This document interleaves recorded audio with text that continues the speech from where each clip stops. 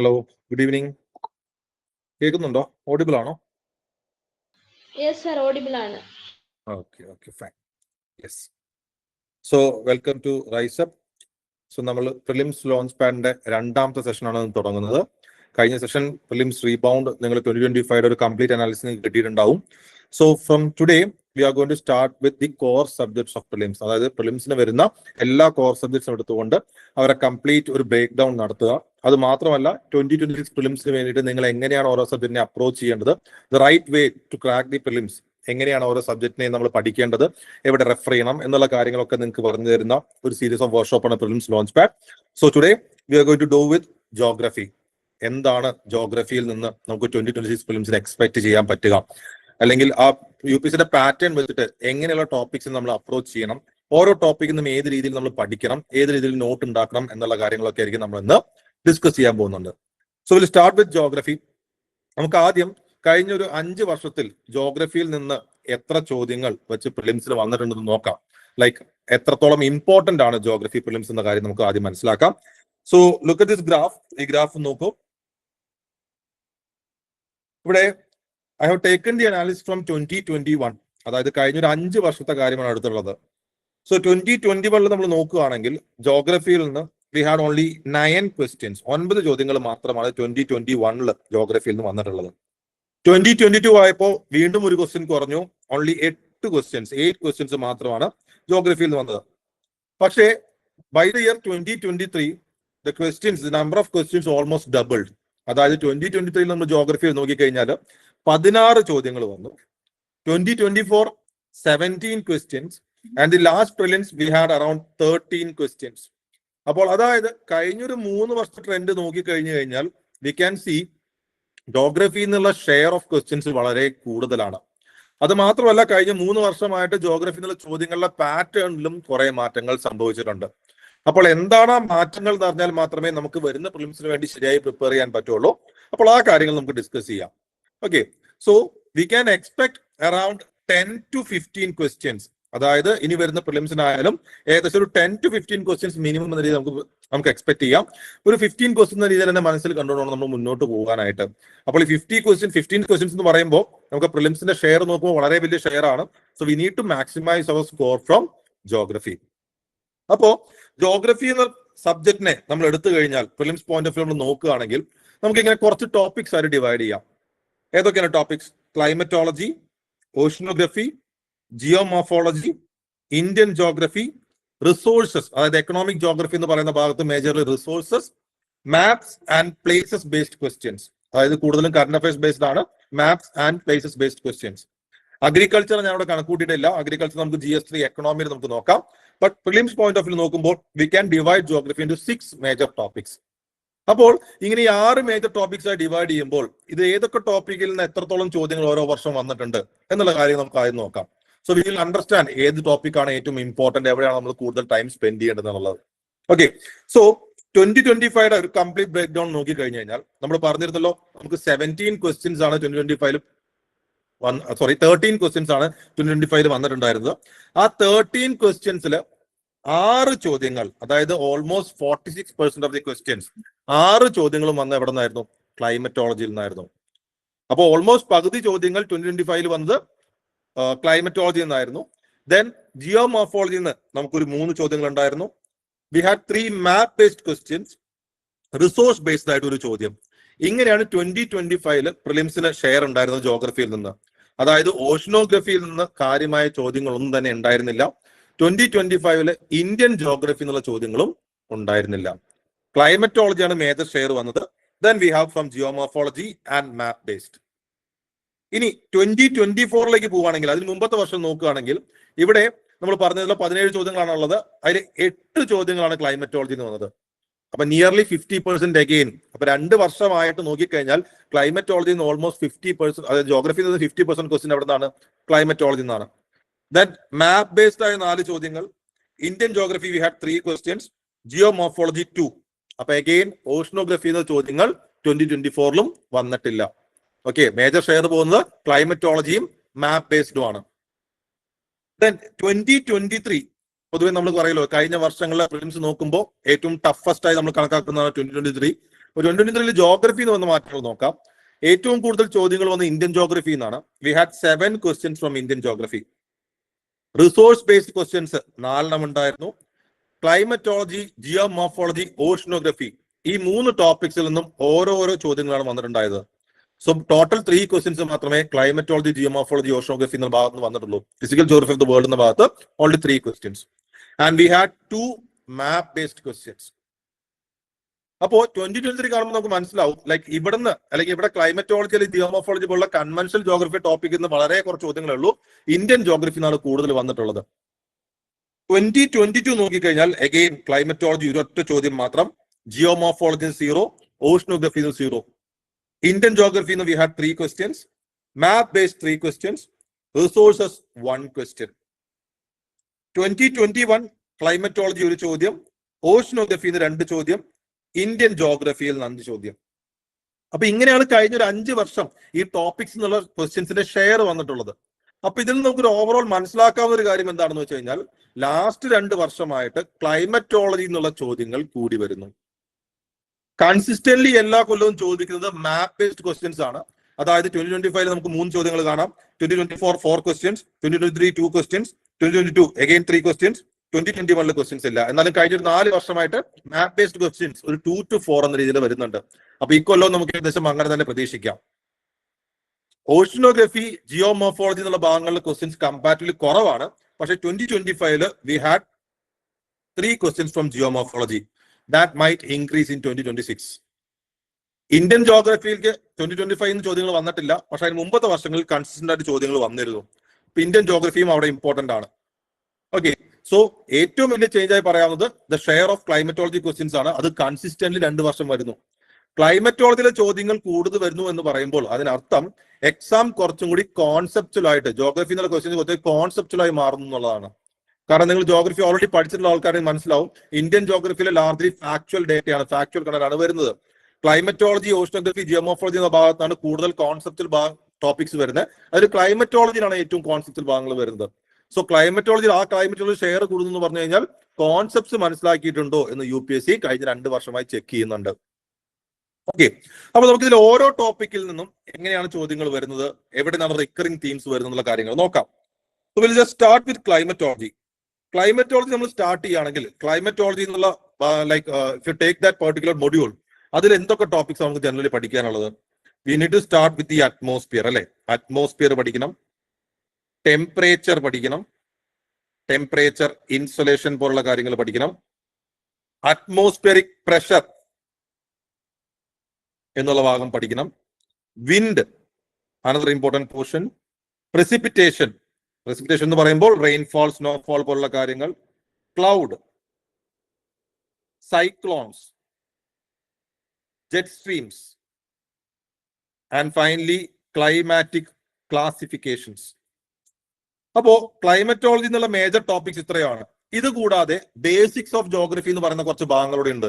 അതായത് എന്താണ് റൊട്ടേഷൻ, എന്താണ് റെവല്യൂഷൻ, ലാറ്റിറ്റ്യൂഡ് എന്ത്, ലോഞ്ചിറ്റ്യൂഡ് എന്ത്, കോൺസെപ്റ്റ് ഓഫ് ടൈം എന്ത്, ഇന്റർനാഷണൽ ഡേറ്റ് ലൈൻ എന്ത്, അതും കൂടി നമുക്ക് ക്ലൈമറ്റോളജി തന്നെ ഉൾപ്പെടുത്താം. അപ്പോൾ ഇത്രയും ടോപ്പിക്സ് ആണ് ക്ലൈമറ്റോളജി എന്ന ഭാഗത്ത് നിന്ന് വരുന്നത്. അപ്പോൾ ഇതിൽ നിന്ന് കഴിഞ്ഞ 5 വർഷങ്ങളിൽ ഏതൊക്കെ ടൈപ്പ് ഓഫ് ചോദ്യങ്ങളാണ് വന്നിട്ടുള്ളത് എന്ന് ജസ്റ്റ് നോക്കാം. 2021 നമ്മൾ പറഞ്ഞല്ലോ ക്ലൈമറ്റോളജി ഒരൊറ്റ ക്വസ്റ്റ്യനെ വന്നിട്ടുള്ളൂ. That was regarding climatic classification. നമ്മൾ ലാസ്റ്റ് പറഞ്ഞ ക്ലൈമാറ്റിക് ക്ലാസിഫിക്കേഷനിൽ നിന്ന്.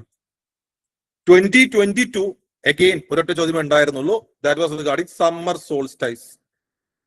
2023 ഒരു ചോദ്യം അറ്റ്മോസ്ഫിയർ. അതാണ് ഞാൻ നേരത്തെ പറഞ്ഞത്. 21 തൊട്ട് 23 വരെ ഒരു ചോദ്യങ്ങൾ മാത്രം വന്നിരുന്ന ക്ലൈമറ്റോളജി പോർഷനിൽ നിന്ന് 24-25 ആകുമ്പോഴേക്കും ഹ്യൂജ് എമൗണ്ട് ഓഫ് ക്വസ്റ്റ്യൻസ്. 24 നോക്കൂ, അറ്റ്മോസ്ഫിയർ ആൻഡ് ടെമ്പറേച്ചർ ആയിരുന്നു ടോപ്പിക്. ട്രോപ്പോസ്ഫിയർ അഗൈൻ അറ്റ്മോസ്ഫിയറിൽ വരുന്ന ഭാഗമാണ്. Isotherms, rainfall, water vapour, climatic classification തന്നെയാണ്. Coriolis force, summer solstice. Then dust particles and wind 2025 isotherms, atmosphere and temperature, time zone based question, international date line and shift in earth's rotation. അത് current affairs based ആണ്. Current അഫയേഴ്സിൽ വന്ന ഒരു ആർട്ടിക്കലിന്റെ ബേസിലാണ്. ഇപ്പോൾ ഇവിടെ നോക്കിക്കഴിഞ്ഞാൽ നമുക്ക് മനസ്സിലാവുന്നത് ക്ലൈമാറ്റിക് ക്ലാസിഫിക്കേഷൻ 2021 ചോദിച്ചിട്ടുണ്ട്. 2024 ഹ്യൂമിഡ് സബ് ട്രോപ്പിക്കൽ ക്ലൈമറ്റ് അവിടെയും ചോദിച്ചിട്ടുണ്ട്. സമ്മർ സോൾസ്റ്റൈസ് 2022 ചോദിച്ചിട്ടുണ്ട്, 2024 ചോദിച്ചിട്ടുണ്ട്. അതിന് മുമ്പ് ഐ തിങ്ക് 2020 ആ ക്വസ്റ്റ്യൻ ചോദിച്ചിട്ടുണ്ടായിരുന്നു. അറ്റ്മോസ്ഫിയർ നോക്കൂ, ഇതാ ഇവിടെ atmosphere and temperature, troposphere, atmosphere and temperature. Repeatedly കഴിഞ്ഞൊരു 3 വർഷത്തിൽ 4 ചോദ്യങ്ങൾ വന്നിരിക്കുന്നതാണ് അറ്റ്മോസ്ഫിയർ ആൻഡ് ട്രോപ്പോസ്ഫിയർ എന്ന് പറയുന്ന ഭാഗം.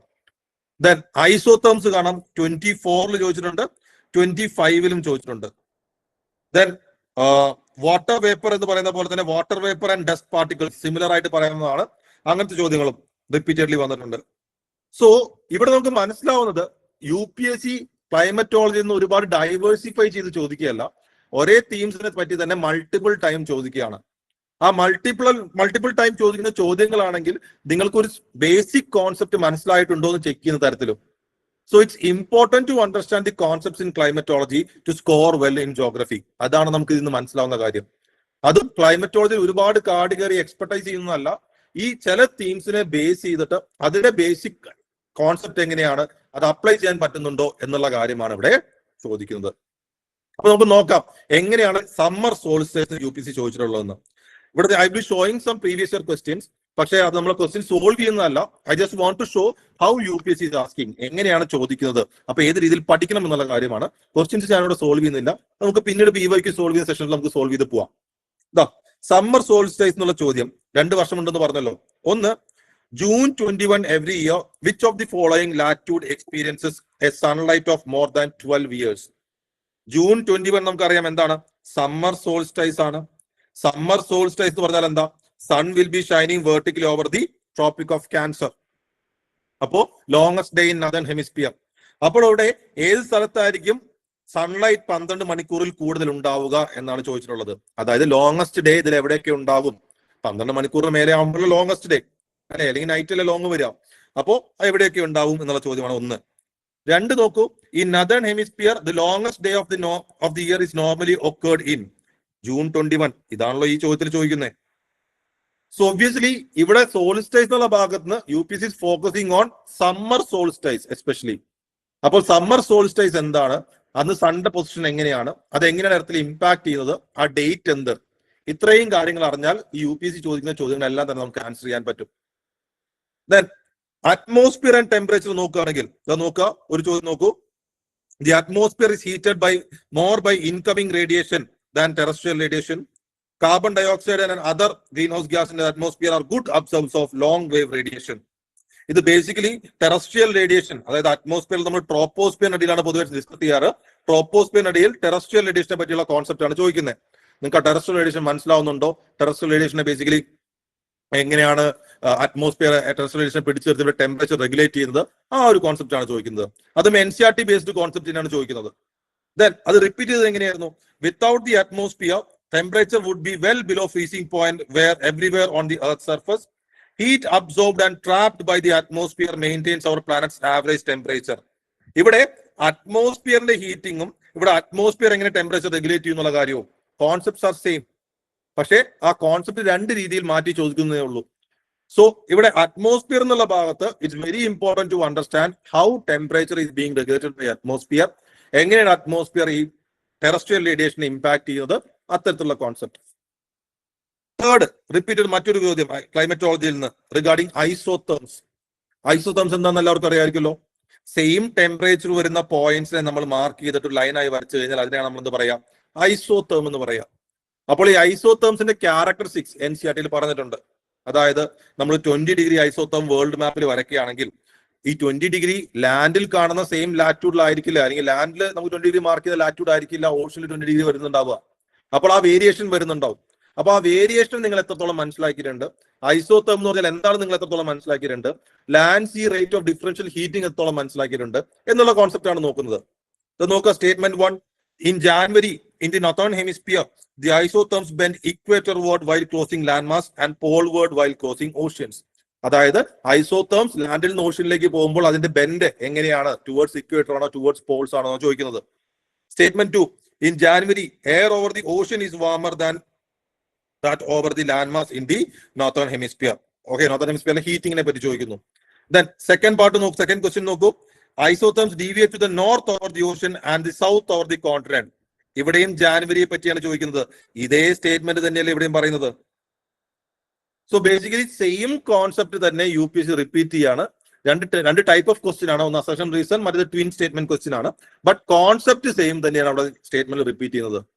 So if you are strong with that particular concept, എന്താണ് ഐസോതേം എങ്ങനെയാണ് ഡീവിയേറ്റ് ചെയ്യുന്നത്, എങ്ങനെയാണ് ലാൻസ് ഹീറ്റ് ഡിഫറൻസിൽ വരുന്നത്, അത്രയും കോൺസെപ്റ്റ് അറിയാവുന്നുണ്ടെങ്കിൽ നിങ്ങൾക്ക് എന്ത് ചെയ്യാൻ പറ്റും, ഈ ക്വസ്റ്റ്യൻസും അഡ്രസ് ചെയ്യാൻ പറ്റും. മറ്റൊരു type of question dust and water vapour ആണ്. The amount of dust particle in the atmosphere is more in subtropical and temperate region than in equatorial and polar regions. Subtropical and temperate areas have less dry winds. അപ്പോൾ എങ്ങനെയാ ചോദിക്കുന്നത്, ഈ dry വിൻസിന്റെ കേസും അതേപോലെ തന്നെ dust പാർട്ടിക്കിൾസിനെ പറ്റിയും. Similarly water വേപ്പറിനെ പറ്റിയും ചോദിക്കുന്നു. ഇതും അറ്റ്മോസ്ഫിയർ ബേസ്ഡ് തന്നെയാണ്. അറ്റ്മോസ്ഫിയറിൽ നമ്മൾ ടെമ്പററി കോൺസ്റ്റുവൻസ് ആയി പറയുന്ന ഡസ്റ്റും വാട്ടർ വേപ്പറും എങ്ങനെയാണ് വേരി ചെയ്യുന്നത്. പക്ഷെ ഈ ചോദ്യം ഒന്നും ആൻസർ ചെയ്യാൻ നമുക്ക് വലിയ ഫാക്ച്വൽ നോളജോ അല്ലെങ്കിൽ കോൺസെപ്റ്റൽ നോളജോ വേണമെന്നില്ല. കുറച്ചൊരു ബേസിക് കോമൺ സെൻസിൽ സോൾവ് ചെയ്യാവുന്ന ക്വസ്റ്റ്യൻസ് ആണ്. ഓക്കെ, അതെങ്ങനെയാണെന്നുള്ളത് നമുക്ക് ലാസ്റ്റ് നോക്കാം. So dust and water vapour again NCERT based. Climatic classification ആണ് മറ്റൊരു റിപ്പീറ്റഡ് ഏരിയ. ക്ലൈമാറ്റിക് ക്ലാസിഫിക്കേഷനിൽ നമ്മൾ പല ടൈപ്പ് ഓഫ് ക്ലൈമാറ്റിക് ക്ലാസിഫിക്കേഷൻ പഠിക്കുന്നുണ്ടാവും. കോപ്പൻസ് ക്ലൈമാറ്റിക് ക്ലാസിഫിക്കേഷൻ NCERT പറഞ്ഞിട്ടുണ്ട്. അല്ലെങ്കിൽ GC ലെവലിലെ ക്ലൈമാറ്റിക് ക്ലാസിഫിക്കേഷൻ ഫോളോ ചെയ്യുന്ന ആൾക്കാരുണ്ടാവും. രണ്ടായാലും ഒരു ക്ലൈമാറ്റിക് റീജിയൻ അതിന്റെ ക്യാരക്ടറിസ്റ്റിക്സ് നിങ്ങൾക്ക് അറിയുമോ, അതാണ് UPSC ചെക്ക് ചെയ്യുന്നത്. ഈ ഒരു ചോദ്യം എങ്ങനെയാണ് ചോദിച്ചിട്ടുള്ളത്, ഒരു ക്ലൈമാറ്റിക് റീജിയന്റെ കുറച്ച് ക്യാരക്ടറിസ്റ്റിക്സ് തന്നിരിക്കുന്നു, പ്രസിപ്പിറ്റേഷൻ എങ്ങനെയാണ്, annual daily range of temperature എങ്ങനെയാണെന്നൊക്കെ ചോദിച്ചിട്ട് അതിനെ ഐഡന്റിഫൈ ചെയ്യാൻ ചോദിക്കുന്നു. ദെൻ സാവന്ന എന്ന് പറഞ്ഞിട്ട് ഒരു ക്ലൈമാറ്റിക് റീജിയനെ തന്നിട്ട് അതിന്റെ ഫീച്ചേഴ്സിൽ ഏതൊക്കെ വരുന്നെന്ന് നോക്കുന്നു. അപ്പൊ രണ്ടായാലും what they are checking is whether you have understood the features of different climatic zones. അപ്പൊ ക്ലൈമാറ്റിക് ക്ലാസിഫിക്കേഷൻ എന്ന് പറയുന്നതും ഒരു സിഗ്നിഫിക്കന്റ് ടോപ്പിക് ആണ്. അപ്പോൾ ക്ലൈമറ്റോളജിയിൽ നിന്ന് റിപ്പീറ്റഡ്ലി UPSC ചോദിച്ചുള്ള ചോദ്യങ്ങൾ അല്ലെങ്കിൽ റീജിയൻസ് ആണ് നമ്മൾ പറഞ്ഞത്.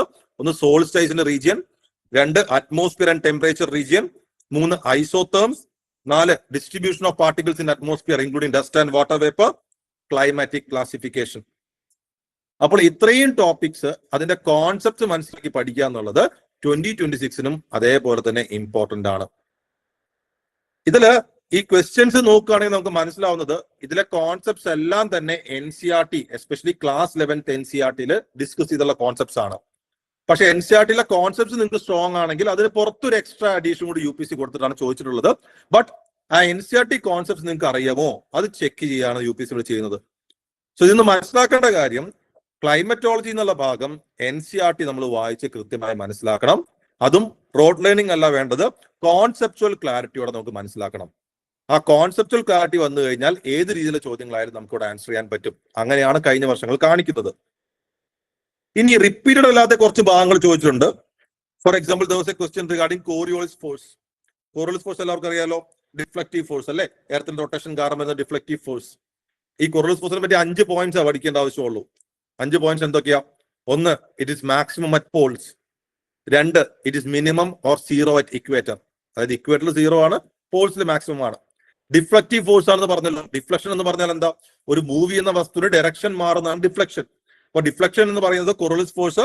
4ാമത്തെ പോയിന്റ് എന്താ, the deflection will be towards the right in northern hemisphere and will be towards the left in southern hemisphere. ഒരു പോയിന്റും കൂടി, ദി വെലോസിറ്റി അല്ലെങ്കിൽ the deflection caused by Coriolis force increases with increase in velocity of the object. ആ moving എന്ന ഒബ്ജക്റ്റിന്റെ velocity കൂടുതലാണെങ്കിൽ ഡിഫ്ലക്ഷനും കൂടുതലായിരിക്കും. 5 point ഓർത്ത് വെച്ചാൽ മതി. എന്തൊക്കെയാണോ? 1, minimum or 0 at equator. 2, maximum at poles. 3, deflection right in northern hemisphere, left in southern hemisphere. 4, ആ മൂവി എന്ന ഒബ്ജക്റ്റിന്റെ വെലോസിറ്റി കൂടുന്നതിന് Coriolis ഫോഴ്സും ഡിഫ്ലക്ഷനും കൂടും. അപ്പൊ അങ്ങനെ Coriolis ഫോഴ്സ് എന്നുള്ള ടോപ്പിക് അതും വളരെ ഈ പറഞ്ഞ സിമ്പിൾ പോയിന്റ് ബേസ്ഡ് ചോദ്യങ്ങളാണ് ചോദിച്ചിട്ടുള്ളത്. ദെൻ ട്രോപ്പോസ്ഫിയർ ബേസ്ഡ് ക്വസ്റ്റ്യൻ, ഇത് international time line based question, sorry international date line based question. International date line അറിയായിരിക്കുമല്ലോ, ഓൾമോസ്റ്റ് നമ്മുടെ 1 ഡിഗ്രി ലോങ്ങിറ്റ്യൂഡിൽ പാസ് ചെയ്യുന്ന ഒരു zigzag line which divides earth into 2 different calendar days അല്ലെ. ഇങ്ങനെ ഒരു സിഗ്സാഗ് ആയിട്ട് നമ്മുടെ 180 ഡിഗ്രി ലോങ്ങിറ്റ്യൂഡിൽ പാസ് ചെയ്യുന്ന ഇന്റർനാഷണൽ ഡേറ്റ് ലൈൻ. ഇവിടെ ഓർക്കേണ്ട പോയിന്റ് എന്താ, ഇന്റർനാഷണൽ ഡേറ്റ് ലൈനിന്റെ ഈസ്റ്റിൽ കിടക്കുന്ന സ്ഥലങ്ങൾ will be behind the region line to the west by 1 day. വെസ്റ്റിൽ കിടക്കുന്ന സ്ഥലങ്ങളെക്കാളും ഒരു ദിവസം പുറകിലായിരിക്കും ഈസ്റ്റിൽ കിടക്കുന്ന സ്ഥലങ്ങൾ. ആ കോൺസെപ്റ്റിലാണ് ഇന്റർനാഷണൽ ഡേറ്റ് ലൈൻ വരുന്നത്. അപ്പൊ അതിന്റെ ഒരു അപ്ലിക്കേഷൻ അവിടെ ചോദിച്ചിട്ടുള്ളത്. സൈബീരിയയിൽ ഒരു സ്ഥലം പറഞ്ഞിരിക്കുന്നു, അലാസ്കയിൽ ഒരു സ്ഥലം പറഞ്ഞിരിക്കുന്നു. എന്നിട്ട് 2 സ്ഥലത്തും എങ്ങനെയാണ് ഡേറ്റിന്റെ വേരിയേഷൻ വരിക എന്നുള്ള സ്റ്റേറ്റ്മെന്റും. സോ ഇന്റർനാഷണൽ ഡേറ്റ് ലൈൻ ആണ് മറ്റൊരു ടോപ്പിക്കോട് ചോദിച്ചിട്ടുള്ളത്. പക്ഷെ റിപ്പീറ്റ് ചെയ്ത് ചോദിച്ചിട്ടില്ല. ബട്ട് എന്നാലും it's important to know. So ഇങ്ങനെയാണ് ക്ലൈമറ്റോളജിയിൽ നിന്ന് കഴിഞ്ഞ ഒരു 5 വർഷം നമുക്ക് ക്വസ്റ്റ്യൻസ് വന്നിട്ടുള്ളത്. ഇനി രണ്ടാമത് ഏറ്റവും കൂടുതൽ ചോദ്യങ്ങൾ വന്ന ഭാഗം that is from Indian geography. അതായത് ക്ലൈമറ്റോളജി കഴിഞ്ഞാൽ ഇന്ത്യൻ ജോഗ്രഫി എന്നാണ് ഏറ്റവും കൂടുതൽ ചോദ്യങ്ങൾ വന്നിട്ടുള്ളത്. കഴിഞ്ഞ ഈ അല്ലെങ്കിൽ 2025 പ്രിലിംസിൽ ഉണ്ടായിരുന്നില്ല, പക്ഷെ മുമ്പത്തെ വർഷങ്ങളിൽ നല്ലോണം ചോദ്യങ്ങൾ ഉണ്ടായിരുന്നു. അപ്പൊ ഇന്ത്യൻ ജോഗ്രഫിന്ന് എവിടെയൊക്കെയാണ് റിപ്പീറ്റഡ് ടോപ്പിക്സ് നോക്കാം. ഇന്ത്യൻ ജോഗ്രഫിയിൽ നിന്ന് മെജോറിറ്റി ക്വസ്റ്റ്യൻസ് അല്ലെങ്കിൽ ഒരുപാട് ചോദ്യങ്ങൾ വന്നിരിക്കുന്നത് that is regarding the reverse of India. ഇന്ത്യയുടെ റിവേഴ്സിനെ പറ്റിയാണ് ചോദ്യങ്ങൾ വന്നിട്ടുള്ളത്. നോക്കാം. 2021 നോക്കിക്കഴിഞ്ഞാൽ ഇൻഡസും ഇൻഡസിന്റെ ട്രിബ്യൂട്ടറീസിനെ പറ്റി ഒരു ചോദ്യം ഉണ്ടായിരുന്നു. ദെൻ ഈസ്റ്റേൺ ഗഡ്സ് എന്നുള്ള റിവേഴ്സിന്റെ ബേസിൽ ഒരു ക്വസ്റ്റ്യൻ ഉണ്ടായിരുന്നു. Then we had A question like ചോദ്യം ഇങ്ങനെയായിരുന്നു, ഗന്ദിക്കോട്ട കാനിയോൺ എന്ന് പറഞ്ഞ ഒരു കാനിയോൺ ഏത് ഇന്ത്യൻ റിവർ? പെന്നാർ അല്ലെങ്കിൽ പെന്നൂർ റിവർ ആൻസർ ചെയ്തൊരു ചോദ്യം ഉണ്ടായിരുന്നു. ദെൻ നോക്കുക, ജേലം, കൃഷ്ണ, ഗണ്ഡക് 3 റിവറിന് ഉൾപ്പെടുത്തിയ ഒരു സ്റ്റേറ്റ്മെന്റ് ടൈപ്പ് ഓഫ് ക്വസ്റ്റ്യൻ ഉണ്ടായിരുന്നു. ദെൻ 2024 ഗംഗയുടെ ട്രിബ്യൂട്ടറീസിനെ ഈസ്റ്റ് വെസ്റ്റ് അറേഞ്ച് ചെയ്യാൻ ഒരു ചോദ്യം ഉണ്ടായിരുന്നു. Then waterfalls reverse match the following ഒരു ചോദ്യം ഉണ്ടായിരുന്നു. സോ നിങ്ങൾക്ക് കാണാൻ പറ്റും ഓൾമോസ്റ്റ് എല്ലാ വർഷവും റിവർ ബേസ്ഡ് ക്വസ്റ്റ്യൻസ് വന്നിട്ടുണ്ട്. അപ്പൊ ഇന്ത്യൻ ജോഗ്രഫിയിൽ ഏറ്റവും ഫോക്കസ് ചെയ്ത് നിങ്ങൾ പഠിക്കേണ്ട ടോപ്പിക് എന്ന് പറഞ്ഞാൽ എന്താണ്? റിവേഴ്സ് ആണ്. റിവേഴ്സിൽ ഏറ്റവും കൂടുതലായിട്ട് മേജർ റിവേഴ്സ് നമ്മൾ പഠിക്കണം. മേജർ റിവേഴ്സ് എന്ന് പറയുമ്പോൾ which includes Himalayan rivers, Ganga, Indus, Brahmaputra. ഇവിടെ പെനിൻസുലാർ റിവേഴ്സിലേക്ക് വന്നു കഴിഞ്ഞാൽ കൃഷ്ണ, ഗോദാവരി, നർമ്മദ, താപ്പി, മഹാനദി, കാവേരി പോലുള്ള റിവേഴ്സ് ഒക്കെ ഡീറ്റെയിൽ ആയിട്ട് പഠിക്കുക. എങ്ങനെ പഠിക്കണം? ഒരു ഫ്രെയിം വർക്ക് സെറ്റ് ചെയ്ത് പഠിക്കണം. എങ്ങനെയാ റിവേഴ്സിന്റെ ഫ്രെയിം വർക്ക്? ഒരു റിവർ പഠിക്കുമ്പോൾ ഏറ്റവും ആദ്യം അതിന്റെ ഒറിജിൻ, എവിടെ നിന്നാണ് അത് ഒറിജിനേറ്റ് ചെയ്യുന്നത്, ഒറിജിൻ പഠിക്കണം. സെക്കൻഡ്ലി അതൊരു ഹിമാലയൻ റിവർ ആണോ പെനിൻസുലാർ റിവർ ആണോ എന്ന് പഠിക്കണം. ഒറിജിൻ പഠിച്ചത് ഓട്ടോമാറ്റിക്കലി അഡ്രസ്ഡ് ആയിക്കോളും, അതുകൊണ്ടാണ് ഞാൻ അങ്ങനെ പറഞ്ഞത്. ഹിമാലയൻ റിവർ ആണോ പെനിൻസുലാർ റിവർ ആണോ.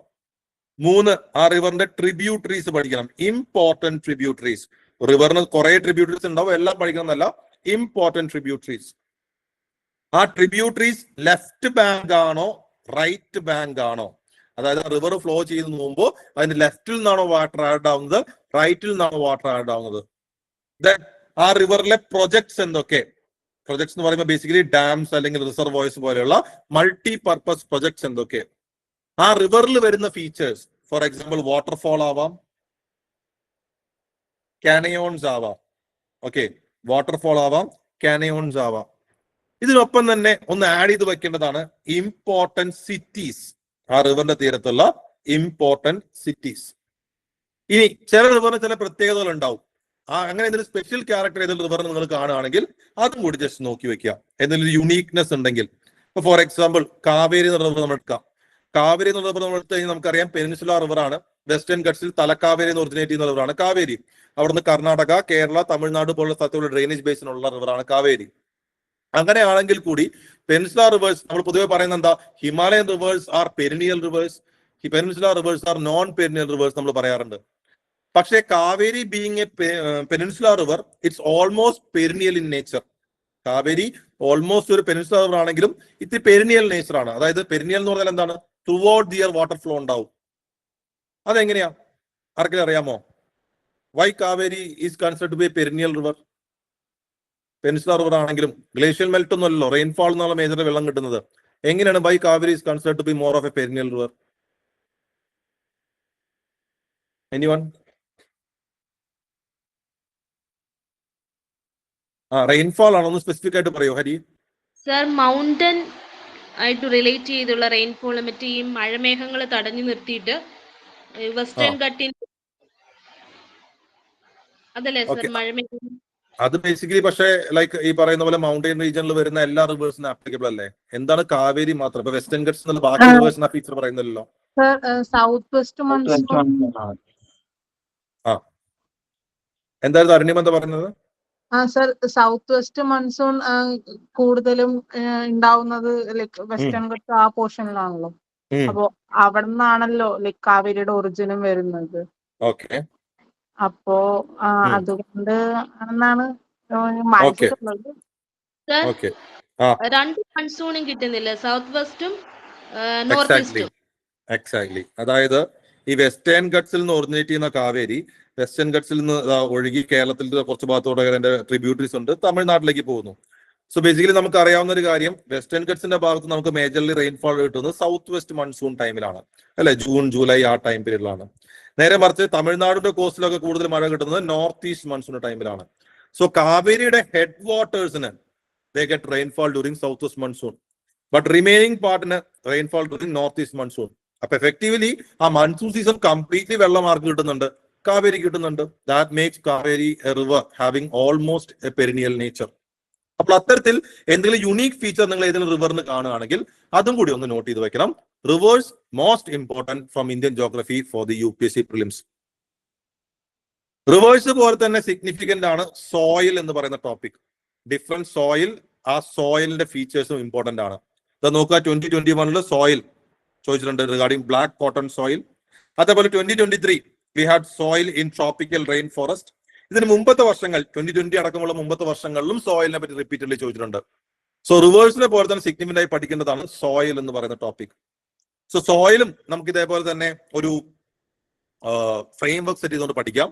സോ സോയിൽ പഠിക്കുകയാണെങ്കിൽ first of all U will be studying the name of the soil.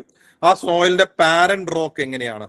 For example നമ്മൾ പറയുമല്ലോ ഈ ബ്ലാക്ക് സോയിൽ ഇഗ്നിയസ് ഒറിജിൻ ആണ് എന്ന് പറയുന്നല്ലോ. അപ്പൊ അതുപോലെ പാരന്റ് റോക്ക് എന്താണ്? ആ സോയിലിന്റെ ഫീച്ചർ കാണിക്കുന്ന അല്ലെങ്കിൽ ഫീച്ചർ നൽകുന്ന എന്തെങ്കിലും ഒരു കോൺസ്റ്റുവന്റ് അതിലുണ്ടോ? ഇപ്പൊ ഫോർ എക്സാമ്പിൾ റെഡ് സോയിൽ നമ്മൾ എടുക്കുമ്പോൾ റെഡ് സോയിൽ റെഡ് കളർ കൊടുക്കുന്ന നമുക്കറിയാം എന്താണ്? അയൺ ഓക്സൈഡ് കണ്ടന്റ് ഉള്ളതുകൊണ്ടാണ്. അങ്ങനെ എന്തെങ്കിലും ഫീച്ചർ കൊടുക്കുന്ന ഒരു പ്രത്യേക കോൺസ്റ്റന്റ് അതിലുണ്ടോ? Then what that soil is rich in, nutrient rich, എന്തെങ്കിലും ഒരു ന്യൂട്രിയന്റ് അതിൽ റിച്ച് ആയിട്ടുണ്ടോ? എന്തെങ്കിലും ന്യൂട്രിയന്റ് അതിൽ പുവർ ആയിട്ടുണ്ടോ? പൊതുവെ ഇന്ത്യയിലെ സോയിൽ നമുക്കറിയാം എന്താണ്? നൈട്രജൻ പുവർ ആണ് ഒട്ടുമിക്ക സോയിലും. അപ്പോൾ അങ്ങനെ റിച്ച് ഇൻ പുവർ ഇൻ എന്തെങ്കിലും ഉണ്ടോ? ദെൻ ഡിസ്ട്രിബ്യൂഷൻ, ഇന്ത്യയിൽ എവിടെയൊക്കെയാണ് നമുക്ക് ആ പെർട്ടിക്കുലർ സോയിൽ കാണാൻ പറ്റുക? Which all region? നമ്മൾ ഈ പഠിക്കുന്നതിന് ഇന്ത്യൻ ക്ലൈമറ്റുമായി ലിങ്ക് ചെയ്ത് വെച്ചാൽ കുറച്ചുകൂടി എളുപ്പത്തിൽ പഠിക്കാൻ പറ്റും. ഡിസ്ട്രിബ്യൂഷൻ, എവിടെയൊക്കെയാണ് സോയിൽ കാണാൻ പറ്റുക? ഫൈനലി ആ സോയിലിന് എന്തെങ്കിലും യുണീക് ക്യാരക്ടേഴ്സ് ഉണ്ടെങ്കിൽ അത്. ഇപ്പൊ യുണീക് ക്യാരക്ടർ എന്ന് പറയുമ്പോൾ നമ്മൾ പൊതുവെ ബ്ലാക്ക് സോയിൽ നമ്മൾ പറയുമല്ലോ സെൽഫ് പ്ലവിംഗ് നേച്ചർ ഉണ്ട് എന്ന് നമ്മൾ പറയും. അല്ലെങ്കിൽ ലാറ്ററൈറ്റ് സോയിൽ നമ്മൾ ലീച്ചിങ് എന്നുള്ളൊരു വാക്ക് പറയാറുണ്ട്. അപ്പൊ അത്തരത്തിൽ യുണീക്ക് ആയിട്ട് ആ സോയിൽ മാത്രം കണക്ട് ചെയ്യുന്ന എന്തെങ്കിലും ഒരു കാര്യമുണ്ടെങ്കിൽ അതും കൂടി നോക്കി വെക്കാം. ദെൻ അപ്പൊ റിവേഴ്സ് സോയിൽ. മൂന്നാമത് UPSC പൊതുവെ ചോദിക്കുന്ന ഭാഗമാണ് ലേക്സ് ആൻഡ് അതർ വെറ്റ്ലാൻഡ്സ്. ഇത് ഒരു പക്ഷേ നിങ്ങൾ എൻവയോൺമെന്റിലും കണക്ട് ചെയ്ത് പഠിക്കുന്നുണ്ടാവും. ലേക്സ് ആൻഡ് അതർ വെറ്റ്ലാൻഡ്സിനെ പറ്റി ചോദിക്കാറുണ്ട്. ഇപ്പൊ ഫോർ എക്സാമ്പിൾ ഇന്ത്യയിലെ സലൈൻ ലേക്കിനെ പറ്റി ഒരു വർഷം ചോദിച്ചിരുന്നു. താഴെ പറയുന്നത് ഏതൊക്കെയാണ് സലൈൻ ലേക്സ്? പൊതുവെ ലോജിക്കലി നമ്മൾ നോക്കിക്കഴിഞ്ഞാൽ ലേക്സിന്റെ ലൊക്കേഷൻ പറഞ്ഞ ഒരു പരിധി വരെ എഴുതാൻ പറ്റും. കാരണം കോസ്റ്റിനോട് ചേർന്ന് കിടക്കുന്ന മിക്കത് എന്തായിരിക്കും? സലൈൻ ആയിരിക്കും. ഇൻലൻഡ് ആയിട്ട് വരുന്ന ലേക്സ് ആയിരിക്കും മിക്കത് എന്ത്? Fresh water lake. അപ്പൊ ഏകദേശം ഒരു ലൊക്കേഷൻ അറിയാന്നുണ്ടെങ്കിൽ കുറെ എലിമിനേഷൻ നടക്കും. ഇതൊന്ന് കാണാൻ നിങ്ങൾക്ക് സലൈൻ ലേക്സ് ഓഫ് ഇന്ത്യയെ പറ്റി ചോദിച്ചിരിക്കുന്നു. ദെൻ അതേപോലെ തന്നെ we have questions regarding the marsh land. കുറച്ച് marsh land, again wetland based ആണ് marsh land. Then reservoir and states, ഇത് കുറച്ചൊരു റിവർ ബേസ്ഡ് ആണ്. എന്നാൽ ഞാൻ ലേക്സ് ഈ പറയുന്ന വെറ്റ്ലാൻഡ് ആയതുകൊണ്ട് അതിലേക്ക് ഉൾപ്പെടുത്തി പറയുന്നേ ഉള്ളൂ. സോ മൂന്നാമത് നമ്മൾ ഏറ്റവും സിഗ്നിഫിക്കന്റ് ആയി കാണുന്നത് ലേക്സ് ആൻഡ് വെറ്റ്ലാൻഡ്സ്, അവരുടെ ലൊക്കേഷൻ, അവരുടെ ക്യാരക്ടറിസ്റ്റിക്സ്, ഈ കാര്യങ്ങൾ പഠിക്കണം. What about national parks and Ramsar sites associated with rivers? National പാർക്കിനെ റാംസാർ സൈറ്റ്സിനെ നമ്മൾ എന്തായാലും എൻവയോൺമെന്റിലായിരിക്കുമല്ലോ പഠിക്കുന്നുണ്ടാവുക. അപ്പൊ അതിലേക്ക് തന്നെ നമുക്ക് ചേർത്ത് പഠിച്ചാൽ മതി. അത് എൻവയോൺമെന്റ് സെഷൻ വരുമ്പോൾ അത് നമുക്ക് ഡിസ്കസ് ചെയ്യാം കേട്ടോ. ഓക്കെ, സോ ഈ മൂന്ന് കാര്യങ്ങളാണ് ഇന്ത്യൻ ജോഗ്രഫിയിൽ റിപ്പീറ്റഡ്ലി ചോദിക്കുന്നത്. ഒന്ന് റിവേഴ്സ്, രണ്ട് സോയിൽ, മൂന്ന് ലേക്സ് ആൻഡ് വെറ്റ്ലാൻഡ്സ്. നാലാമത്തെ ഒരു കാര്യം കൂടി നമുക്ക് പറയാമെന്നുണ്ടെങ്കിൽ that is regarding the vegetation of India. Forest based ചോദ്യങ്ങൾ, ലൈക്ക് ടൈപ്പ് ഓഫ് ഫോറസ്റ്റിനെ ഐഡന്റിഫൈ ചെയ്യാം. ഇത് കഴിഞ്ഞ 5 വർഷങ്ങളിലധികം ചോദിച്ചിട്ടില്ല, പക്ഷെ അതിന് മുമ്പ് ചോദ്യങ്ങൾ കാണാറുണ്ട്. ലൈക്ക് ഒരു ഫോറസ്റ്റിന്റെ ഫീച്ചർ തന്നിട്ട് ഏത് ടൈപ്പ് ഓഫ് ഫോറസ്റ്റ് ആണ് അത്? ഇപ്പൊ ട്രോപ്പിക്കൽ മോയിസ്റ്റ് ഡെസിഡസ് ആണോ, വെറ്റ് ഡെസിഡസ് ആണോ, സെമി എവർഗ്രീൻ ആണോ? അങ്ങനെയുള്ള ചോദ്യങ്ങൾ മുൻപ് കാണാറുണ്ട്. ദെൻ UPSC ടച്ച് ചെയ്തിട്ടുള്ള ഭാഗം എന്ന് പറഞ്ഞാൽ പീക്സ്, മൗണ്ടൻസിനെ പറ്റി ഒരിക്കലും ചോദിച്ചിട്ടുണ്ട്. പോർട്സിനെ പറ്റി ഒരിക്കലും ചോദിച്ചിട്ടുണ്ട്. ഹിൽസിനെ പറ്റി, ഇന്ത്യയിലെ ഹിൽസിനെ പറ്റി ചോദിച്ചിട്ടുണ്ട്. റോഡ്സ്, ഹൈവേസിനെ പറ്റി ഒരു ചോദ്യവും ചോദിച്ചിട്ടുണ്ട്. പക്ഷെ ഇതെല്ലാം എന്താണ്? ഒറ്റയ്ക്ക് ഐസൊലേറ്റഡ് ആയി കാണുന്ന കുറച്ച് ക്വസ്റ്റ്യൻസ് ആണ്. പക്ഷെ എന്നാലും ജനറലി നമ്മളിത് ഇന്ത്യൻ ജോഗ്രഫി പഠിക്കുമ്പോൾ കവർ ചെയ്യുന്ന ടോപ്പിക്സ് ആണ്. ഓക്കെ, സോ ഇത്രയും കാര്യങ്ങളൊന്നും ഇന്ത്യൻ ജോഗ്രഫിയിൽ സിഗ്നിഫിക്കന്റ് ആയിട്ട് ഓർത്ത് വെക്കണം. Reverse, cities, lakes, wetlands, parent rock അല്ലെങ്കിൽ സോയിൽ എന്ന് പറയുന്ന കാര്യങ്ങളും നമ്മൾ എന്ത് ചെയ്യണം? സിഗ്നിഫിക്കന്റ് ആയിട്ട് നോക്കണം. ഇവിടെ ശ്രദ്ധിക്കേണ്ട ഒരു കാര്യം, 2025 ഇന്ത്യൻ ജോഗ്രഫി ഒറ്റ ചോദ്യം വന്നിട്ടില്ല. So we can expect questions in the coming year. ചോദിക്കാൻ സാധ്യതയുണ്ട്. കാരണം ഇന്ത്യൻ ജോഗ്രഫി ഒരിക്കലും UPSC അതിനെ കംപ്ലീറ്റ്ലി ഉപേക്ഷിക്കുന്ന ഒരു ഭാഗമല്ല. ഓക്കെ, സോ റിവേഴ്സ് നമ്മൾ നോക്കുമ്പോൾ ചോദ്യങ്ങൾ ചോദിക്കുന്ന രീതി ജസ്റ്റ് ഒന്ന് നോക്കൂ. Consider the following reverse. ഈ റിവേഴ്സ് ഏതൊക്കെയാണ് ഈസ്റ്റേൺ ഗട്ട്സിൽ നിന്ന് ഒറിജിനേറ്റ് ചെയ്യുന്നത്? സോ ബേസിക്കലി എന്താ, നമ്മൾ നേരത്തെ പഠിച്ച ഫ്രെയിം വർക്ക് വെച്ച് നോക്കുകയാണെങ്കിൽ സോഴ്സ് അറിയാമെന്നുണ്ടെങ്കിൽ നമുക്ക് എന്ത് ചെയ്യാൻ പറ്റും? ആൻസർ ചെയ്യാൻ പറ്റും. Then, with reference of Indus River system, out of the four rivers, 3 of them pour into one of them, which joins the Indus direct. So basically എന്താ, ഇൻഡസിന്റെ ട്രിബ്യൂട്ടറിയെ പറ്റിയാണ് ചോദ്യം. ഇപ്പൊ ട്രിബ്യൂട്ടറി പഠിച്ചിട്ടുണ്ടെങ്കിൽ ഫ്രെയിം വർക്ക് പഠിച്ചിട്ടുണ്ടെങ്കിൽ സോൾവ് ചെയ്യാൻ പറ്റും. ദെൻ ഗന്ദിക്കോട്ട കാനിയോൺ ഏത് റിവറിലാണ്? പറഞ്ഞല്ലോ, പെന്നാർ റിവർ.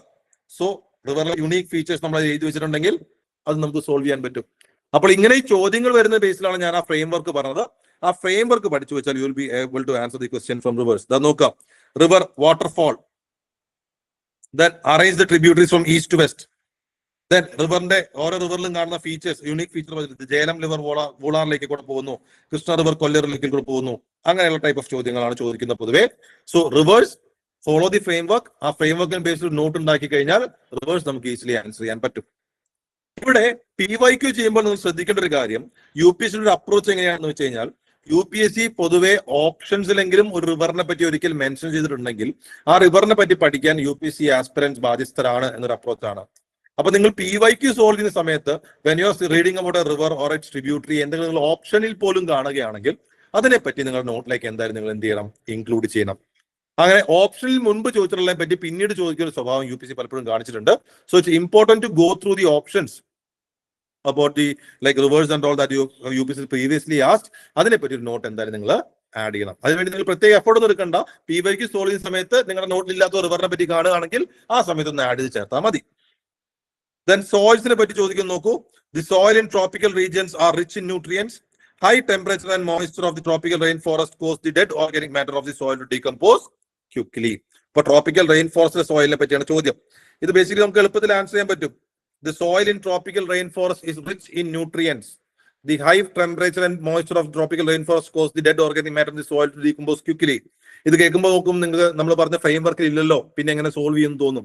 പക്ഷേ ആ ഫ്രെയിം വർക്കിൽ നമ്മൾ പഠിക്കുന്നുണ്ട്, ഈ ട്രോപ്പിക്കൽ റെയിൻ ഫോറസ്റ്റിൽ അല്ലെങ്കിൽ ഇത്തരത്തിൽ മഴയുള്ള ഫോറസ്റ്റിൽ കാണുന്ന സോയിൽ സംടൈംസ് എന്തായിരിക്കും? ലാറ്ററൈറ്റ് സോയിൽ ആയിരിക്കും നമ്മൾ പഠിക്കുന്നുണ്ട്.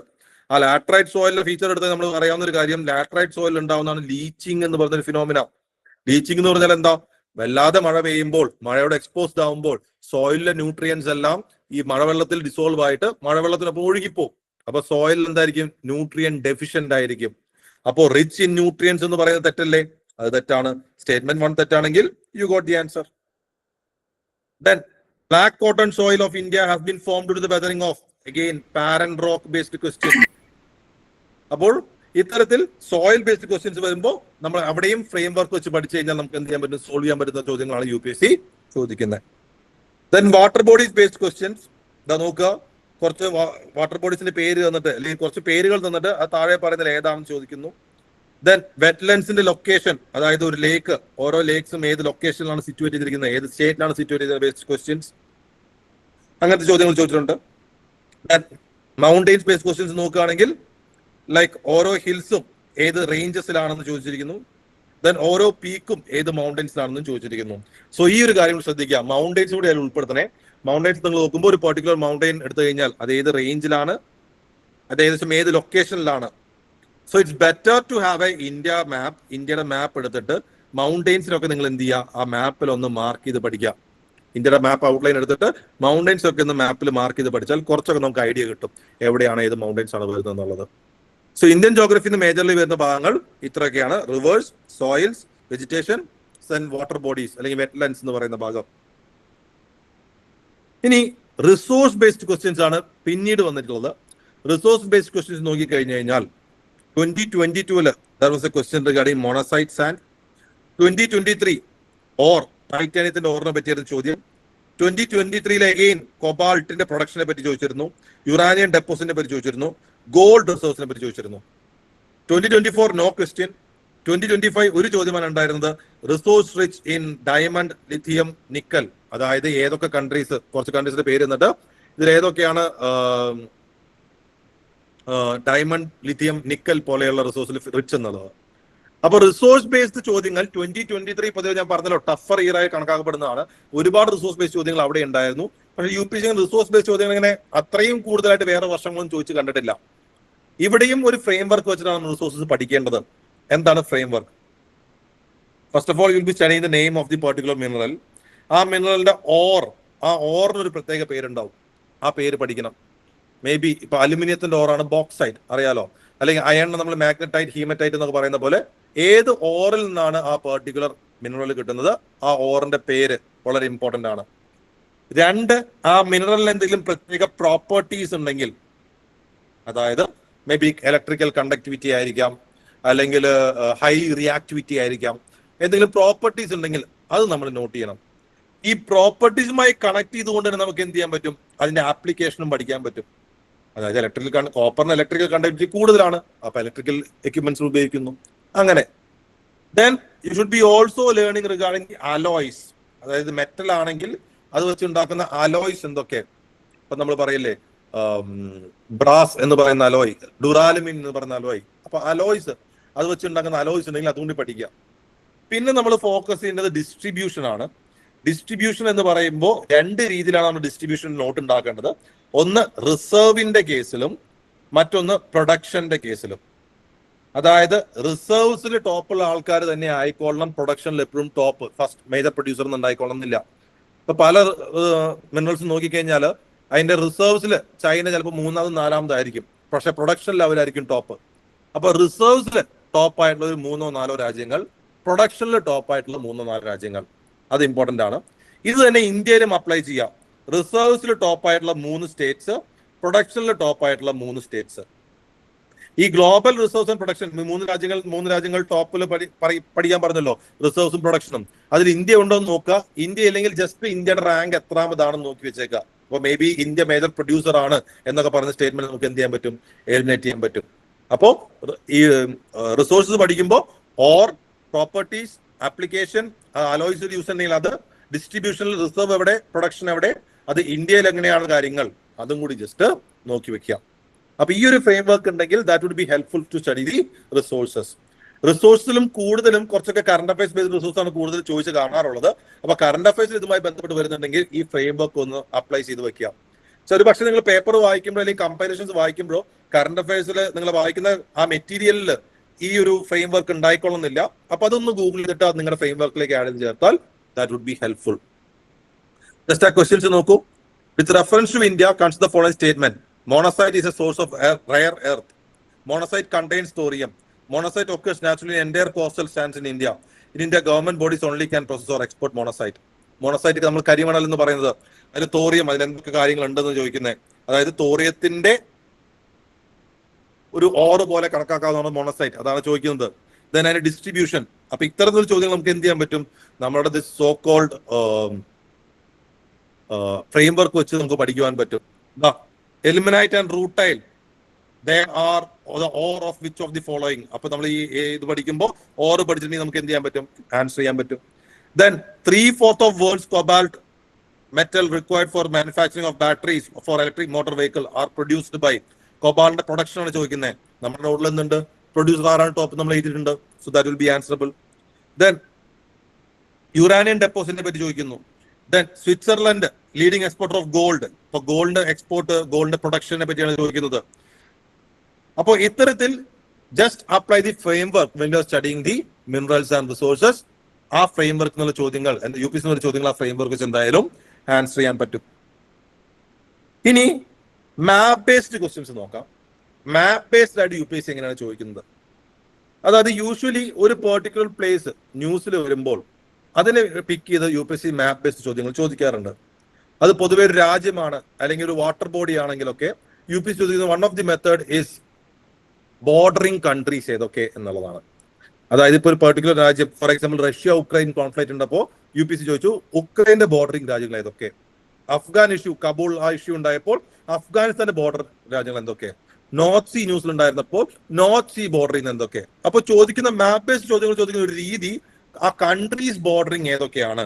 അത് നോക്കുക, 2023 we have the countries bordering Ukraine, 2022 countries bordering Afghanistan, 2024 countries bordering North Sea. അപ്പോ നിങ്ങൾ കറണ്ട് അഫയേഴ്സിൽ നിങ്ങൾ മാപ്പ് പഠിക്കുന്ന സമയത്ത് ഒരു പെർട്ടിക്കുലർ പ്ലേസിനെ പറ്റി നിങ്ങൾ മാപ്പിൽ പഠിക്കുകയാണെങ്കിൽ അതിനെ ബോർഡർ ചെയ്യുന്ന രാജ്യങ്ങൾ എന്തായാലും നോട്ട് ചെയ്ത് വെച്ചിരിക്കണം. That is very very important.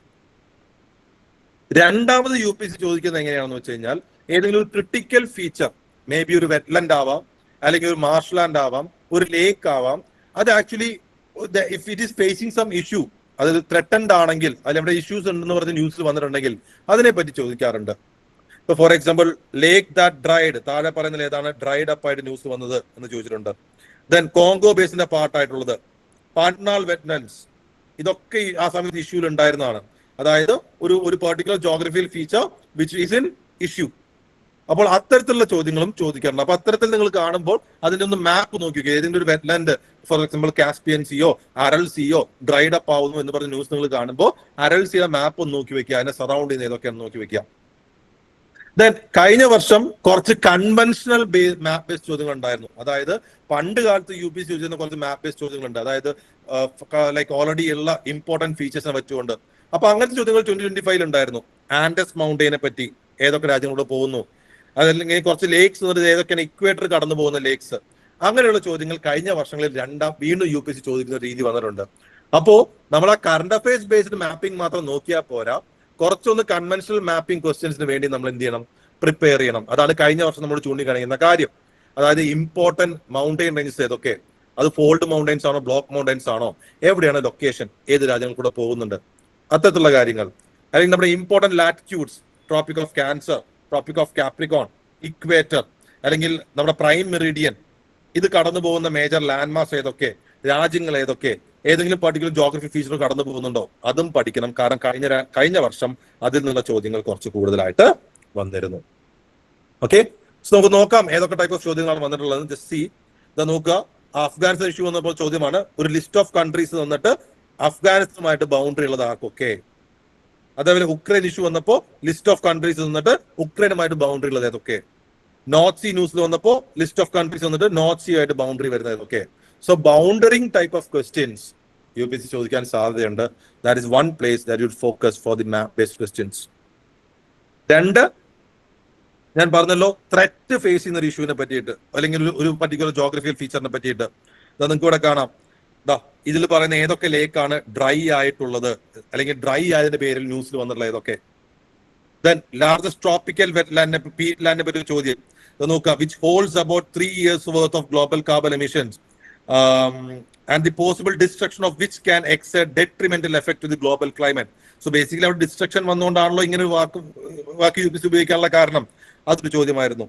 അത് കോങ്കോ ബേസിനാണ് ഉത്തരം വരുന്നത്. ആ കോങ്കോ ബേസിനെ ബേസ് ചെയ്തിട്ട് അടുത്ത കൊല്ലം വീണ്ടും താഴെ പറയുന്ന ഏതൊക്കെ രാജ്യങ്ങളാണ് കോങ്കോ ബേസിന്റെ പാർട്ട് ആയിട്ടുള്ളത്. അതാണ് ഞാൻ നേരത്തെ പറഞ്ഞത്. UPSC ഒരു പെർട്ടിക്കുലർ സ്ഥലത്തിനെ പറ്റിയോ റിവറിനെ പറ്റിയോ ഓപ്ഷനിൽ ചോദിച്ചിട്ടുണ്ടെങ്കിൽ നിങ്ങൾ അതിനെപ്പറ്റി അറിഞ്ഞിരിക്കാൻ ബാധ്യസ്ഥരാണ് എന്നാണ് UPSCയുടെ അപ്രോച്ച്. അപ്പോൾ അങ്ങനെ നിങ്ങൾ PYQ ചെയ്യുന്ന സമയത്ത് ഓപ്ഷനിൽ കാണുന്ന ആ പെർട്ടിക്കുലർ ജോഗ്രഫിക്കൽ ഫീച്ചർ ഏതെങ്കിലും കാണുവാണെങ്കിൽ അതിനെപ്പറ്റി ജസ്റ്റ് ഒന്ന് റെഫർ ചെയ്തിട്ട് നിങ്ങളുടെ നോട്ടിലേക്ക് ഇൻക്ലൂഡ് ചെയ്തേക്കാം. അങ്ങനെ ചോദിക്കുന്ന സ്വഭാവം UPSC കാണിക്കുന്നുണ്ട്. സോ നമ്മൾ അതിന് പ്രിപ്പയർഡ് ആയിട്ട് പോകും. ഓക്കെ, അപ്പോൾ ഇങ്ങനെയാണ് UPSC ഏറ്റവും കൂടുതൽ ചോദിക്കുന്നത്. ഇനി ഓഷനോഗ്രഫിയിൽ നിന്ന് കഴിഞ്ഞ വർഷങ്ങളിൽ, കഴിഞ്ഞ ഒരു 5 വർഷം എടുത്തു കഴിഞ്ഞാൽ ആകെപ്പാടെ 2 ചോദ്യങ്ങളാണ് ചോദിച്ചിട്ടുള്ളത്. അതേപോലെ ജിയോമോർഫോളജിയിൽ കഴിഞ്ഞൊരു വർഷം മാത്രമാണ് 3 ചോദ്യങ്ങൾ ചോദിച്ചിട്ടുള്ളത്. അപ്പോ നമ്മളുടെ പ്രൈം ഫോക്കസ് എന്ന് പറഞ്ഞാൽ as per the latest trend ഞാൻ പറഞ്ഞ പോലെ തന്നെ ക്ലൈമറ്റോളജി ആയിരിക്കണം പ്രൈം ഫോക്കസ്. ക്ലൈമറ്റോളജി കഴിഞ്ഞാൽ you should be giving more focus for Indian geography. Indian ജോഗ്രഫിയിൽ എവിടെയാണ് റിവേഴ്സിനായിരിക്കണം കൂടുതൽ ഫോക്കസ്. ബാക്കിയുള്ള ടോപ്പിക്സ് ഞാൻ പറഞ്ഞതനുസരിച്ച് അതിന് തന്നെ പോവാം. മൂന്നാമത് മാപ്പ് ബേസ്ഡ് ക്വസ്റ്റ്യൻസ്. ഇനി വരുന്ന വർഷവും UPSCയിലെ ഷെയർ ഓഫ് ദി ക്വസ്റ്റ്യൻസ് ഈ 3 ടോപ്പിക്സിനായിരിക്കും കൂടുതലായി വരാൻ സാധ്യത. ഓക്കെ, അപ്പോ കഴിഞ്ഞ ഒരു 5 വർഷത്തെ ക്വസ്റ്റ്യൻ പേപ്പറിന് ഒരു കംപ്ലീറ്റ് അനാലിസിന്റെ ബേസിൽ what I feel is that for 2026 prelims conceptual clarity is the key. Conceptual clarity is the key എന്ന് പറയുവാൻ കാരണം half of the question, almost 50% of the question എവിടെ നിന്നാണ്? ക്ലൈമറ്റോളജിയിൽ നിന്നാണ്. ക്ലൈമറ്റോളജിയിൽ നിന്ന് UPSC ചോദിക്കുന്നത് ആ കോൺസെപ്റ്റ് ക്ലിയർ ആയിട്ടുണ്ടോ എന്നുള്ള ബേസിലുള്ള ചോദ്യങ്ങളാണ്. അതും ഹയർ ലെവൽ കോൺസെപ്റ്റ് ഒന്നുമല്ല, NCERT പറഞ്ഞിട്ടുള്ള കോൺസെപ്റ്റ് നിങ്ങൾക്ക് ക്ലിയർ ആയിട്ടുണ്ടോ എന്നുള്ളതാണ്. അപ്പൊ conceptual clarity is the key എന്ന് പറയുന്നതിനൊപ്പം തന്നെ ഞാൻ ചേർത്ത് പറയുന്നു NCERT is the backbone. NCERT നിങ്ങൾ എന്ത് ചെയ്യണം? ജോഗ്രഫിക്ക് വേണ്ടി നല്ല ഫോക്കസ് കൊടുത്ത് തന്നെ വായിച്ചിരിക്കണം. Especially 11th and 12th NCERT. അതിൽ 11th fundamentals of physical geography എന്ന് പറയുന്ന NCERT, അതിലെ ക്ലൈമറ്റ് എന്ന് പറഞ്ഞ ഭാഗം വളരെ വളരെ വളരെ മൾട്ടിപ്പിൾ ടൈം നിങ്ങൾക്ക് ആ കോൺസെപ്റ്റ് മനസ്സിലാവുന്നവരെ നിങ്ങൾ വായിച്ച് പഠിക്കണം. Thirdly, mapping is important. കാരണം എല്ലാ വർഷവും 3-4 ക്വസ്റ്റ്യൻസ് മാപ്പിംഗിൽ നിന്ന് ചോദിക്കുന്നുണ്ട്. കഴിഞ്ഞ വർഷം ഞാൻ പറഞ്ഞ പോലെ കൺവെൻഷണൽ ടൈപ്പ് ഓഫ് ക്വസ്റ്റ്യൻസ് ചോദിച്ചു തുടങ്ങി. അതിന് മുമ്പ് കൂടുതലും കറണ്ട് അഫയേഴ്സ് ആയിരുന്നു. അപ്പൊ പ്ലേസ് ഇൻ ന്യൂസ് പഠിച്ചിട്ട് പോയി നമുക്ക് എന്തായാലും പോകാൻ പറ്റുമായിരുന്നു. ഓക്കെ, ദെൻ PYQ മസ്റ്റ് ആണ്. റിക്കറിംഗ് തീംസ് നമ്മൾ നല്ലോണം പഠിച്ചിരിക്കണം. അതേപോലെ ഓപ്ഷനിൽ വരുന്ന കാര്യങ്ങളും പഠിച്ചിരിക്കണം. അപ്പോൾ ഇത്തരത്തിൽ എല്ലാ സബ്ജക്റ്റിന്റെയും PYQ അനാലിസിസ് ചെയ്തിട്ട് ആ ട്രെൻഡ് മനസ്സിലാക്കി കൊണ്ടുള്ള ഒരു പ്രോഗ്രാമാണ് റൈസപ്പ് ഈ വർഷം പ്രിലിംസിന് വേണ്ടി അറേഞ്ച് ചെയ്തിട്ടുള്ളത്. So in that prelims program നമ്മൾ ബേസിക്കലി 2 റൗണ്ട് ആയിട്ട് പോകുന്നുണ്ടാവുക. You have an NCERT round for the foundational strong ആയിട്ട് ഒരു NCERT റൗണ്ട് ഉണ്ടാവും. അതിനുശേഷം from January we will be following the intensive round. അപ്പോൾ ആ ഇന്റൻസീവ് റൗണ്ടിൽ നമ്മൾ പൊതുവേ ഏർലി മോർണിംഗിൽ you will be having an ICAN sessions. ICAN സെഷനിൽ അന്നത്തെ ദിവസം നിങ്ങൾ സ്ട്രോങ് ആയി കവർ ചെയ്യുന്ന ടോപ്പിക്സ് എന്തൊക്കെയെന്ന് നിങ്ങൾക്ക് ഇവിടുത്തെ മെന്റേഴ്സ് നിങ്ങൾക്ക് കൃത്യമായി പറഞ്ഞു തരും. കൂടാതെ ഒരു സിലബസ് ബ്രീഫ് മാത്രമല്ലാതെ ആ പെർട്ടിക്കുലർ ഭാഗത്ത് നിന്ന് UPSC റിക്കറിംഗ്ലി ചോദിച്ചിട്ടുള്ള ഇമ്പോർട്ടന്റ് ആയ ഒരു ടോപ്പിക് നിങ്ങൾക്ക് ഡിസ്കസ് ചെയ്ത് തരുന്നുണ്ടാവും. സോ ICAN സെഷനിൽ നിങ്ങൾക്ക് തരുന്ന ടാർഗറ്റ് നിങ്ങൾ ഡെയിലി പഠിച്ച് പോകുന്നതിന്റെ ബേസിലായിരിക്കും നിങ്ങൾ എന്ത് ചെയ്യുന്നുണ്ടാവുക, ടെസ്റ്റുകൾ എഴുതുന്നുണ്ടാവുക.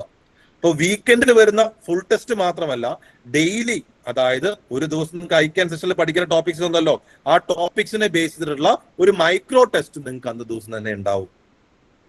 Then we will be having a special RRR program. Okay, RRR program. അതായത് you will be having revision, revive and rise up.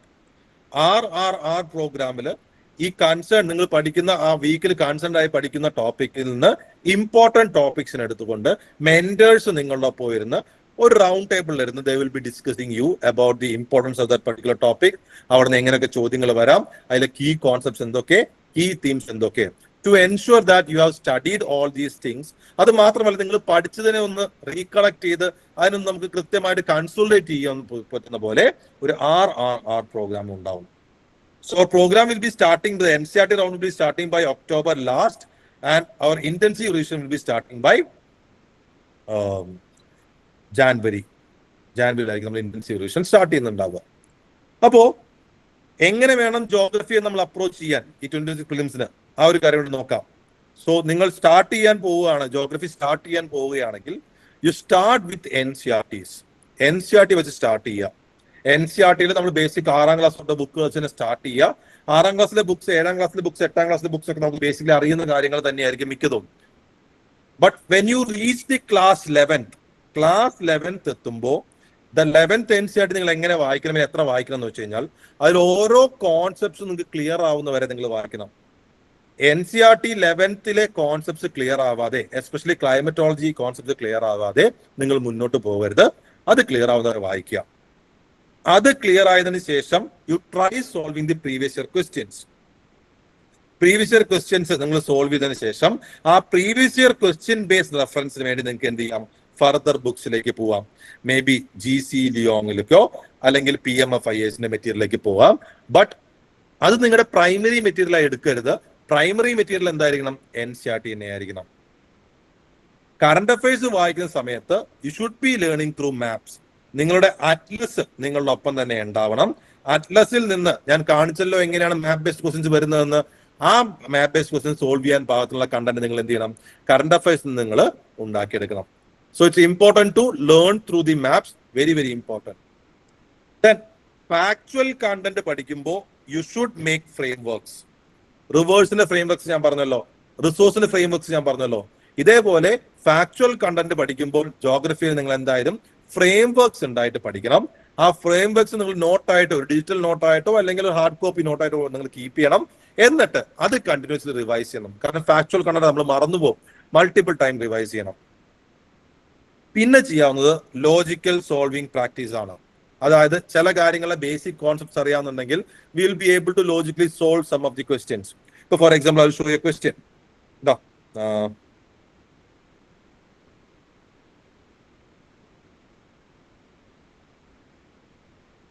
Okay, ഈ ഒരു ചോദ്യം നോക്കുക.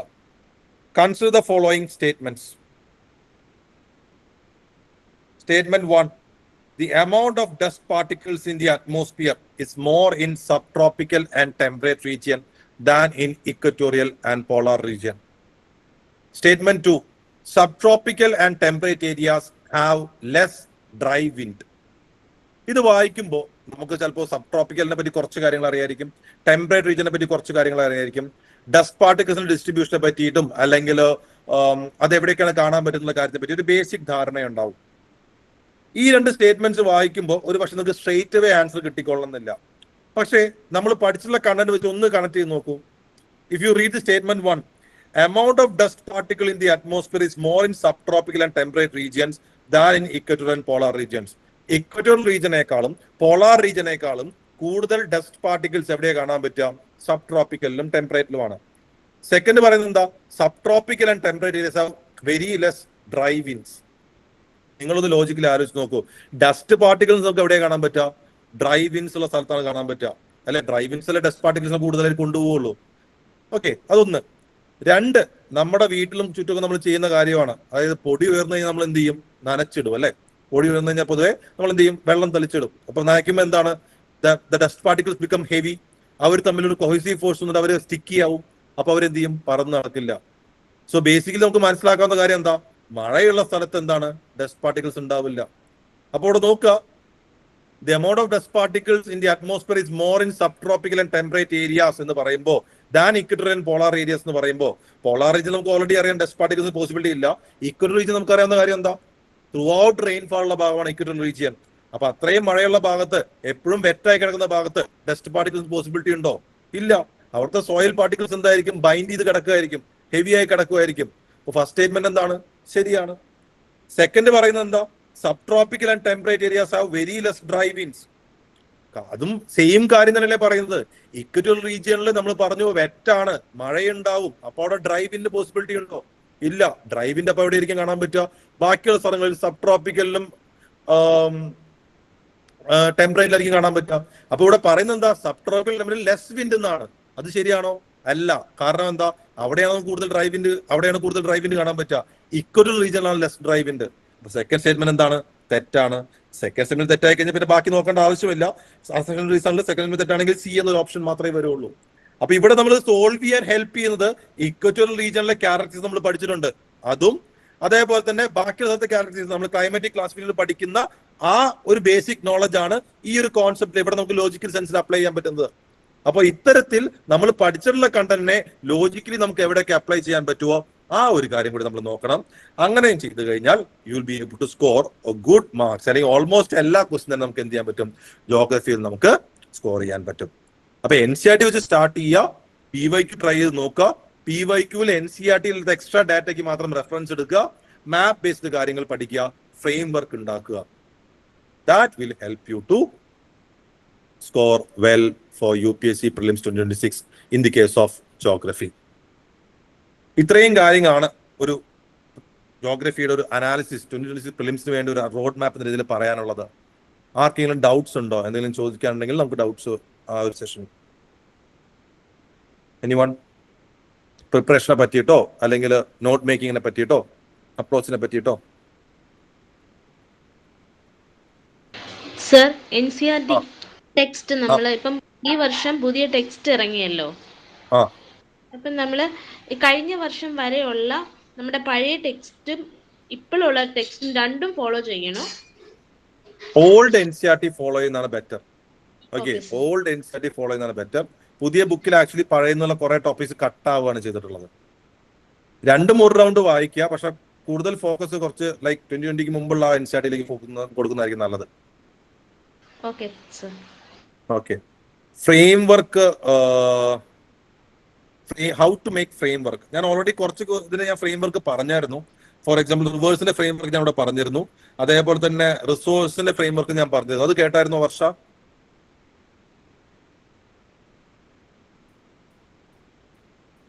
അങ്ങനെയുള്ള കാര്യങ്ങളാണ്. അതാണ് ഫ്രെയിം വർക്ക് ഉദ്ദേശിച്ചത്. അതായത് റിവേഴ്സ് എങ്ങനെ പഠിക്കണം, അല്ലെങ്കിൽ റിസോഴ്സിന്റെ കേസ് എങ്ങനെ പഠിക്കണം, സോയിൽസ് എങ്ങനെ പഠിക്കണം. അപ്പോൾ അതാണ് ഫ്രെയിം വർക്ക്. അപ്പോൾ അതെങ്ങനെയാണ് ഫ്രെയിം വർക്ക് ഉണ്ടാക്കിയത്? മുൻ വർഷങ്ങളാണ് ചോദിച്ചെന്നുള്ള ബേസിലാണ്. അപ്പൊ നിങ്ങളും PYQ നമുക്ക് കൂടുതൽ ഫ്രെയിം വർക്ക് കിട്ടും. ഓക്കെ, ഞാൻ ആ മേജർലി ക്വസ്റ്റ്യൻസ് വരുന്ന ഭാഗത്തിന്റെ ഫ്രെയിം വർക്കാണ് ഞാൻ നിങ്ങൾക്ക് തന്നത്. Okay, anything else? വേറെ എന്തെങ്കിലും ഡൗട്ട് ഉണ്ടോ?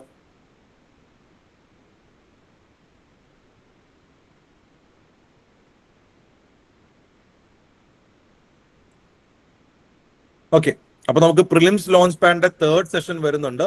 10th നമുക്ക് മൺഡേ ഹിസ്റ്ററിയുടെ ഒരു ഇതേപോലുള്ള കംപ്ലീറ്റ് അനാലിസിസ്, കഴിഞ്ഞ വർഷമുള്ള question paper analysis, hot topics ഏതൊക്കെ, എവിടെ നിന്നൊക്കെ നമുക്ക് ചോദ്യങ്ങൾ വരാൻ സാധ്യത, എങ്ങനെ പഠിക്കണം 2026 പ്രിലിംസിന് വേണ്ടി എന്ന് പറഞ്ഞിട്ട് ഹിസ്റ്ററിയുടെ ഒരു സെഷൻ വരുന്നുണ്ട്. That will B on Monday 7 PM.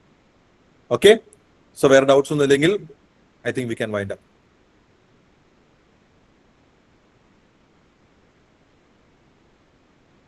Okay, everyone. Thank you. Thank you very much.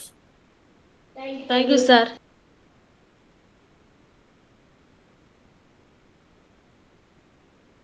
Thank you, sir.